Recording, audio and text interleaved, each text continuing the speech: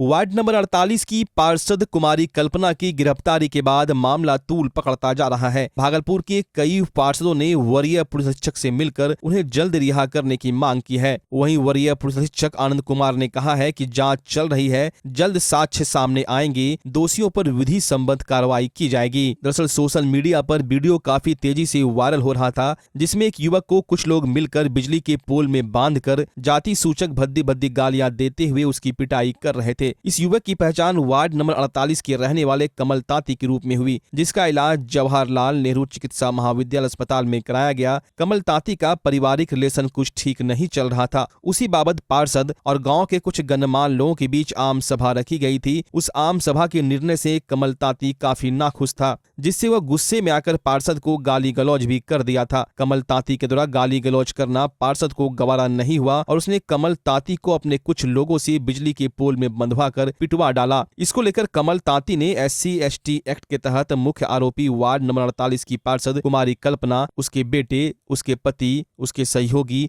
और अज्ञात 10 लोगों को नामजद बनाकर इसाकचक थाने में केस किया था। उसी बाबत वार्ड 48 की पार्षद कुमारी कल्पना और उसके बेटे को पुलिस ने गिरफ्तार कर लिया है। गिरफ्तारी कल यानी 9 जुलाई रविवार को तकरीबन शाम के 5 बजे की गई। वार्ड नंबर 48 की पार्षद कुमारी कल्पना को जब पुलिस गिरफ्तार करने पहुंची तो गांव वाले आक्रोशित हो गए। उसके चलते इसाकचक थाना CIT और बजरा की टीम ने हल्का बल प्रयोग करते हुए वार्ड पार्षद और उसके बेटे को गिरफ्तार कर लिया था, जिसको लेकर उस गांव की कुछ महिलाओं ने SSP कार्यालय का घेराव भी किया था और सड़क को भी जाम कर दिया था। सड़क जाम करने वालों पर भी पुलिस ने कई अज्ञात लोगों पर FIR दर्ज की है। इसी बाबत भागलपुर के कई वार्ड पार्षद वरीय पुलिस अधीक्षक आनंद कुमार के कार्यालय पहुंचे और पुलिसिया कार्रवाई का विरोध करते हुए सभी पार्षदों ने मिलकर कुमारी कल्पना को जल्द बरी करने के लिए आवेदन दिया है। वार्ड पार्षद प्रीति शेखर ने बताया कि वार्ड पार्षद को जिस तरह से गिरफ्तार किया गया, यह तरीका कहीं से सही नहीं है। हम लोगों ने वरीय पुलिस अधीक्षक आनंद कुमार को आवेदन दिया है और वार्ड पार्षद कुमारी कल्पना को जल्द रिहा करने की मांग की है, जिसको लेकर वरीय पुलिस अधीक्षक ने भी कहा है कि जल्द इस पर जांच कराई जाएगी और जो दोषी होगा उस पर कार्रवाई की जाएगी और जो निर्दोष है उसे बरी किया जाएगा।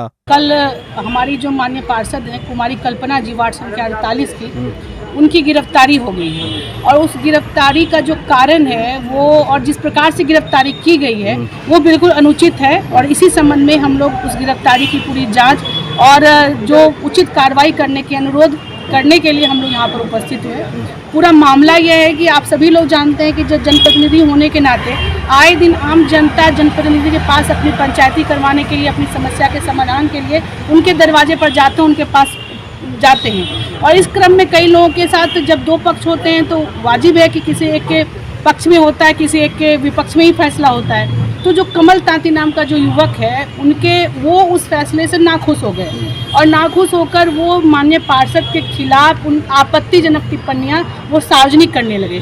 इस बात की जो ऑडियो रिकॉर्डिंग है वो स्वयं कमल तांती की पत्नी ने कुमारी कल्पना जी को भेजा और जब उन्होंने सुना और जब सामने से पूरी समाज से चर्चाएं आने लगी तो वो बहुत आहत हुई और आहत होकर उन्होंने संबंधित जो थाना को फ़ोन किया और सब सूचना दी कि हमारे साथ ऐसी ऐसी बात हो रही है, एक अमुक व्यक्ति हमारे साथ इस ढंग से गाली गलौज और अमर्यादित टिप्पणियां कर रहे हैं, आप उस पर कानूनी कार्रवाई करिए। लेकिन ये उनके बोलने के बावजूद भी कोई कार्रवाई उस पर नहीं हुई, बल्कि कुछ दिनों के बाद जब वो स्वयं अपने घर पर पार्षद के पास पुनः हो गए और उसी क्रम में जब वो पार्षद और आम जनता के द्वारा उनको बैठा कर रखा गया कि आप रुकिए, थाना को फ़ोन करते हैं, वो आपको यहाँ से लेकर जाएगी पुलिस। उसी क्रम में जब वो भागने लगे तो कोई किसी के द्वारा उसे बांध दिया गया।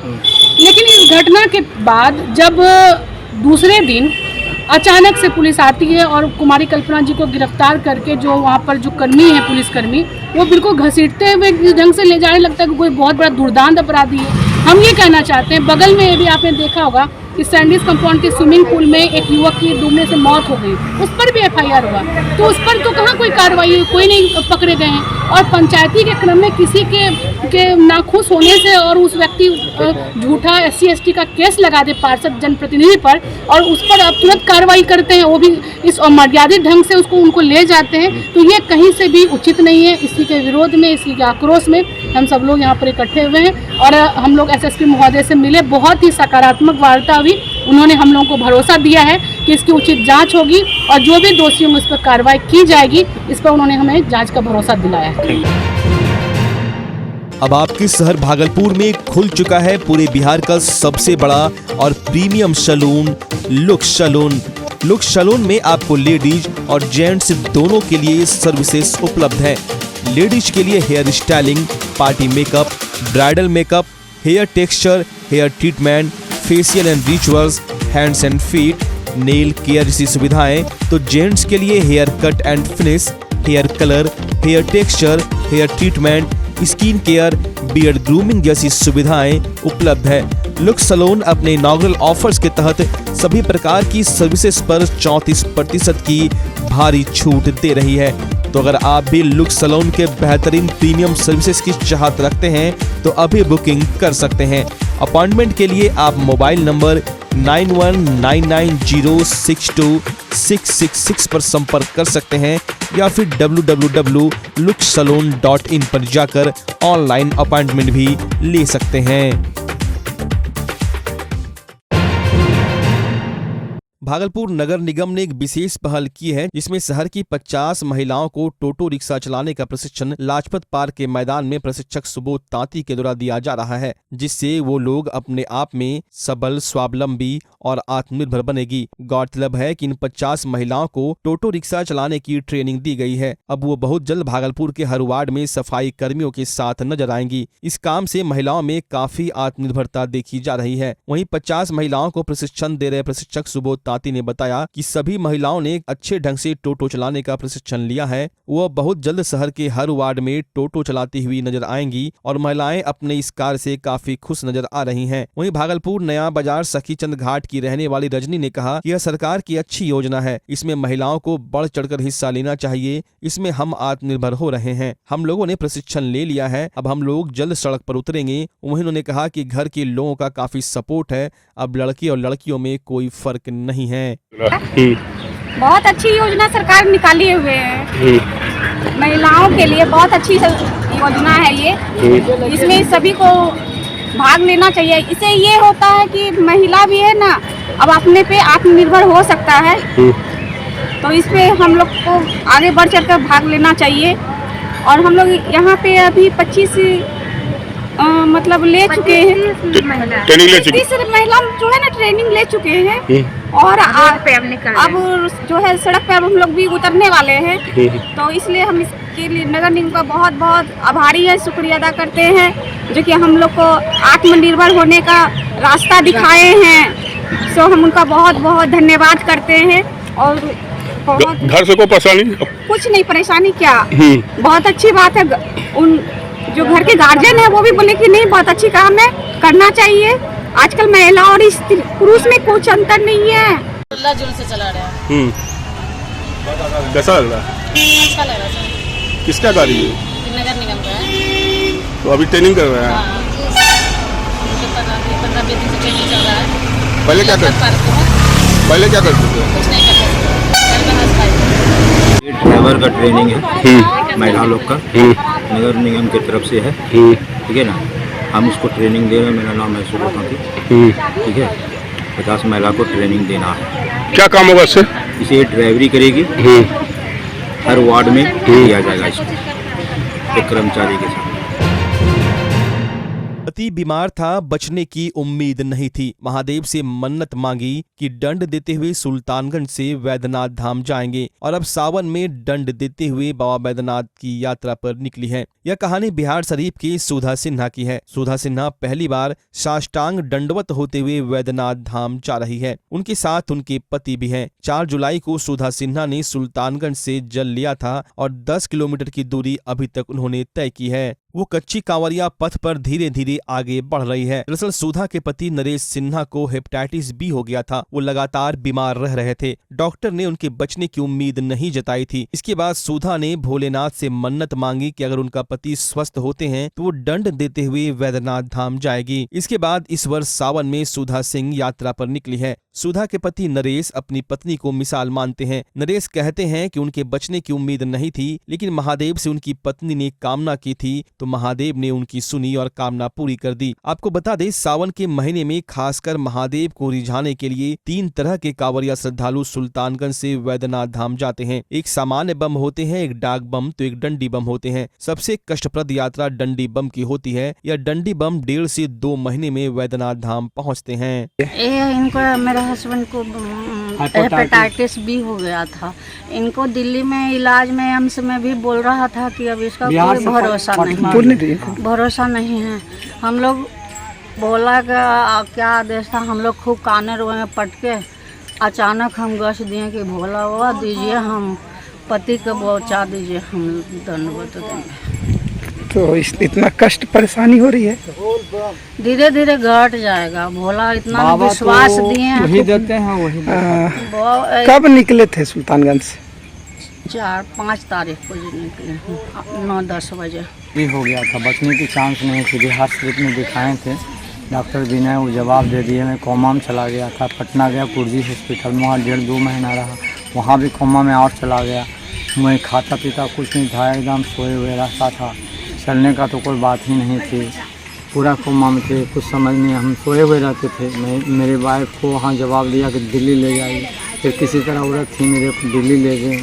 दिल्ली में वहाँ एम्स में गए, एम्स में इलाज चलते रहा, कुछ पता नहीं चला, रोते रहते थे। डॉक्टर बोला कि बेटी हम कह नहीं सकते जब तक कुछ पता नहीं चलेगा, लेकिन जब एक अच्छे बोलते हैं उसके बाद 10 दिन के बाद से हमको हालत एक आधा पैसा की सुधार हो। तब डॉक्टर बोला कि बेटी तुम्हारा पति आ जाएगा, बच जाएगा। सुधार हो गया हालत में? हाँ, हो गया। तो वही अब में हमें बोले कि हम गच्छे थे, हमको बहुत अच्छी बात है, अपने बाबा का गच्छे हैं। अब ठीक है पूरी तरह से? हाँ अभी ठीक है, हम चल रहे हैं। कमजोरी है, डॉक्टर बोला था कि आते रहना, जाते रहते। पत्नी वही कामना की थी? हाँ जी हाँ।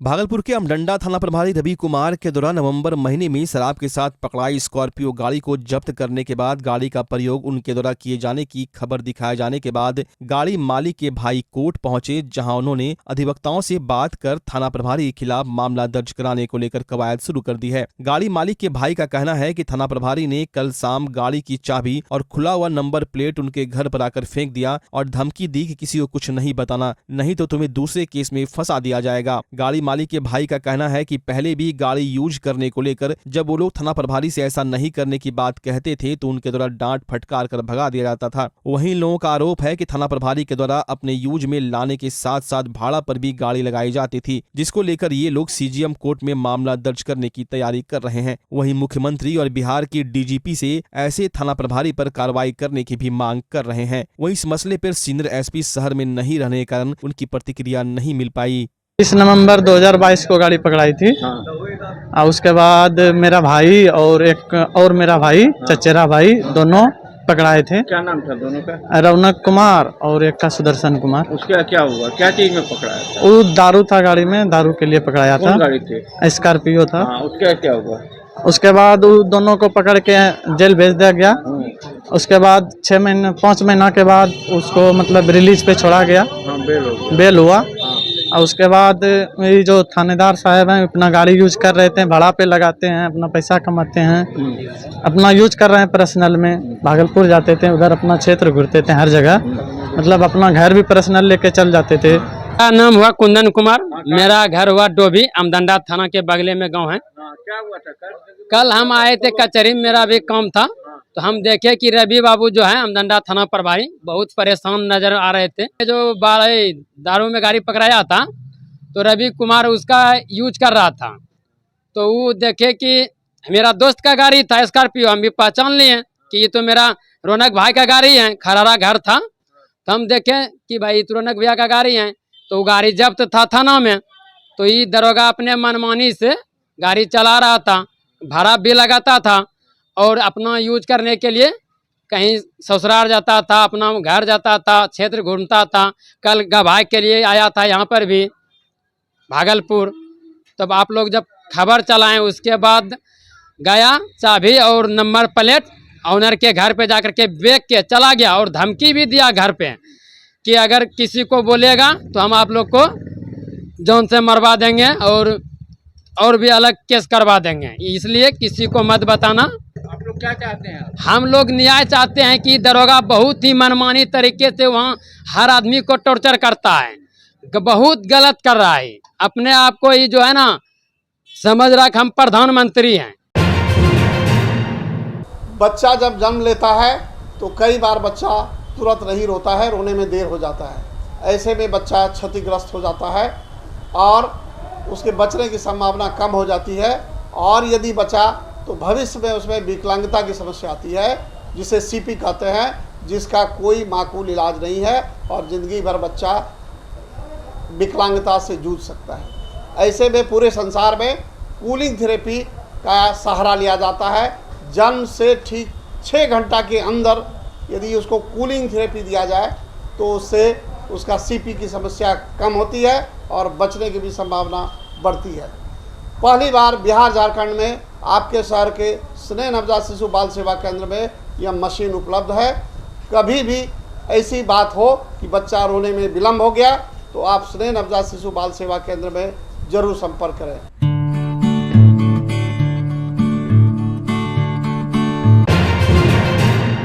अभी तक आपने जलाभिषेक या रुद्राभिषेक का आयोजन देवी देवताओं के लिए सुना और देखा होगा, लेकिन बिहार के भागलपुर में देश के मौजूदा पीएम नरेंद्र मोदी के नाम से जलाभिषेक किया गया। सावन के पहले सोमवार को गंगा स्नान के बाद किसी ने शंकर भगवान का रूप धारण किया तो कोई भरत माता बनकर जलाभिषेक में शामिल हुआ। भारतीय जनता पार्टी के कार्यकर्ता पूरे सावन में हर सोमवार को शहर के लगभग सभी शिवालयों में जलाभिषेक करेंगे। पीएम मोदी को तीसरी बार प्रधानमंत्री के पद पर आसीन करने की मनोकामना को लेकर भाजपा भागलपुर शाखा के द्वारा 0 माइल स्थित जिच्छो के शिवालय में हजारों भाजपा के कार्यकर्ताओं ने जलाभिषेक किया। इस जलाभिषेक कार्यक्रम में नरेंद्र मोदी को फिर से तीसरी बार प्रधानमंत्री बनाने को लेकर जमकर लोगों ने नारेबाजी की, साथ ही हर हर मोदी घर घर मोदी के नारे भी लगाए। कार्यक्रम की शुरुआत में भागलपुर के बरारे स्थित पूल घाट से हजारों की संख्या में महिला पुरुष बच्चों ने जल भरा और पैदल चलकर 0 माइल स्थित जिच्छो के शिव मंदिर में जलाभिषेक किया। वहीं कार्यक्रम की अध्यक्षता कर रहे भाजपा भागलपुर जिला के जिला अध्यक्ष संतोष कुमार शाह, कार्यक्रम के संयोजक मंजीत सिंह ने इस जलाभिषेक कार्यक्रम में बढ़ चढ़कर हिस्सा लिया। भक्ति और देशभक्ति के साथ अध्यात्म जुड़ा हुआ है, और जब तक धर्म नहीं जुड़ा होगा राजनीति में तो अधर्म हो जाता है। अधर्मी लोगों का राज रहा, जिसके कारण भ्रष्टाचार, आतंकवाद, गरीबी ये लगातार रही। और जब से मोदी जी 14 से आए हैं, देश तरक्की उन्नति कर रहा है, सामरिक रूप से उन्नति कर रहा है, सबका साथ, सबका विकास, सबका विश्वास। अब कोरोना के समय अगर देश को किसी ने बचाया तो भगवान बनकर जो देता है वो देवता होता है। जिसने सुई दी, जिसने अनाज दिया, जिसने किसानों को सम्मान दिया, जिसने महिलाओं को सम्मान दिया, युवाओं को सम्मान दिया, और उसके लिए पुनः भारत के लोधीपुर में जिच्छो में और इनके नेतृत्व में दीपक सिंह मंजीत जी के नेतृत्व में भारतीय जनता पार्टी पूरा परिवार और यह पूरा समाज मोदी जी के लिए पुनः एक बार मोदी सरकार, फिर एक बार भाजपा सरकार 400 पार के नारा के साथ हम लोग पूजा कर रहे हैं। में ये कार्यक्रम हो रहा है बहुत मेरे लिए मेरा मतलब क्या कहें, हमको तो भरोसा नहीं हो रहा है। इतना बढ़िया प्रोग्राम आज हुआ है। भारतीय जनता पार्टी पूरा कार्यकर्ता भागलपुर का यहाँ मौजूद है अभी इस वक्त, पूरा समाज जितना, और इतना सुंदर कार्यक्रम लगातार, वैसे ये 8 साल से लगातार ये कार्यक्रम यहाँ पे होता रहा है। विशेष रूप से इस बार मोदी जी के लिए 2025 के लिए, मोदी जी के लिए क्या, हम सब अपने लिए कर रहे हैं। 2025 फिर से हम सबका राज हो, 24 में यहाँ। और सवाल है आपसे, मोदी जी का नाम क्यों आया इसमें भारतीय जनता पार्टी? मोदी जी का नाम क्यों नहीं आएगा? पूरे देश तो क्या मतलब राष्ट्र अंतर्राष्ट्रीय लीडर हो चुके हैं ये, और अंतर्राष्ट्रीय लीडर जब हो गए सामरिक विषय पर, आर्थिक विषय पर इतना मजबूत कर दिया है देश को, इतना मजबूत कर दिया है कि आज के डेट में 24 खाली 24 निकालने दीजिए ना, 24 जब निकल जाएगा ना उसके बाद समझ में आएगा देश किस दिशा में जा रहा है। और मैं पूरे विश्वास से कहता हूँ भारत हिंदू राष्ट्र घोषित होगा, जो इन्हीं के नेतृत्व में हो सकता है। देखिए यह एक स्वरूप है बाबा भोलेनाथ का, जो कि पूरा देश भोले बाबा नाथ के सानिध्य में आगे बढ़ रहा है। और हमेशा देखते हैं कि मोदी जी भोला भगवान के भक्त हैं, और चूँकि भारत पूरे विश्व में मुस्लिम को अवसर है, और जिसमें मोदी जी एक ऐसे प्रधानमंत्री के रूप में भारत को मिला जिससे पूरा भारत पूरे विश्व में छा रहा है। सावन की पहली सोमवारी है, जिसको लेकर अहले सुबह से ही भागलपुर व भागलपुर के आसपास के सभी शिवालयों में शिव भक्तों की भीड़ जुटनी शुरू हो गई। सभी शिवालयों में सुबह से ही बोल बम के जयकारे से पूरा मंदिर परिसर गुंजायमान होने लगा। भागलपुर के बाबा बृहदेश्वर नाथ मंदिर, शिव शक्ति मंदिर, भूतनाथ मंदिर, मनोस्कामना नाथ मंदिर, पिपले धाम मंदिर से लेकर सभी शिवालयों में भक्तों की भीड़ खचाखच भरी हुई थी। सबके हाथ में फूल, बेलपत्र और गंगा जल थे। सावन की पहली सोमवारी को लेकर अहले सुबह से ही बाबा के भक्त पूजा अर्चना करने के लिए मंदिर पहुंचते रहे। सबों ने बाबा की पूजा अर्चना की। भक्त जहां बाबा से घर परिवार सहित राज्य और देश की सुख समृद्धि की मांग कर रहे थे, वहीं छात्र छात्राएं अपनी पढ़ाई को लेकर बाबा से गुहार लगा रहे थे। पहली सोमवारी को देखते हुए पुलिस प्रशासन की ओर से भी सुरक्षा के पुख्ता इंतजाम किए गए थे। वहीं लाइन में लगाकर भक्तों को मंदिर के अंदर प्रवेश कराया जा रहा था।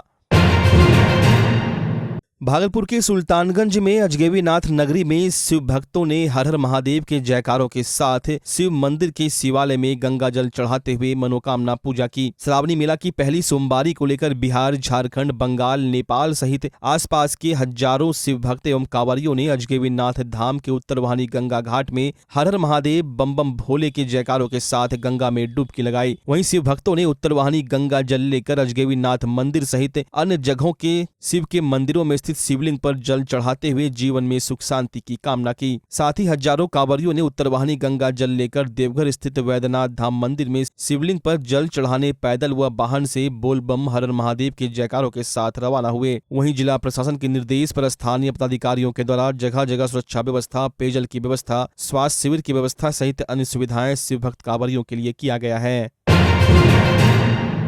सावन की पहली सोमवारी पर गंगा स्नान करने व वैद्यनाथ धाम जाने वाले श्रद्धालुओं से उत्तरवाहिनी गंगा पट पड़ा। रात के 12 बजे से ही काफी संख्या में गंगा में स्नान कर श्रद्धालु वैद्यनाथ धाम के लिए रवाना हो रहे थे। सुल्तानगंज गंगा तट केसरियामय हो चुका है। प्रशासन की ओर से गंगा नदी में एसडीआरएफ व नाविक की तैनाती की गई। साथ ही गंगा में बैरिकेडिंग भी की गई। वहीं सुल्तानगंज घाट पर पुलिस बलों की तैनाती भी की गई। आज करीब 1 लाख से अधिक श्रद्धालुओं के वैद्यनाथ धाम जाने की संभावना है। वहीं सोमवारी को लेकर गंगा स्नान के लिए स्थानीय लोगों की भीड़ उमड़ पड़ी। स्थानीय लोग गंगा स्नान कर उपवास करते हैं। आज के दिन गंगा स्नान और उपवास का बड़ा ही महत्व माना जाता है। सावन का सोमवार आने पर शिवलिंग में बेलपत्र, धतूरा, भांग, सफेद फूल, दूध, सफेद चंदन, अक्षत आदि अर्पित किया जाता है। कहा जाता है इस दिन बेलपत्र पर सफेद चंदन से राम राम लिखकर शिवलिंग पर चढ़ाने से भगवान शिव अत्यंत प्रसन्न होते हैं। सावन महीने के सोमवार पर उपवास करने पर मनचाहे वर की प्राप्ति होती है। साथ ही घर में सुख समृद्धि आती है।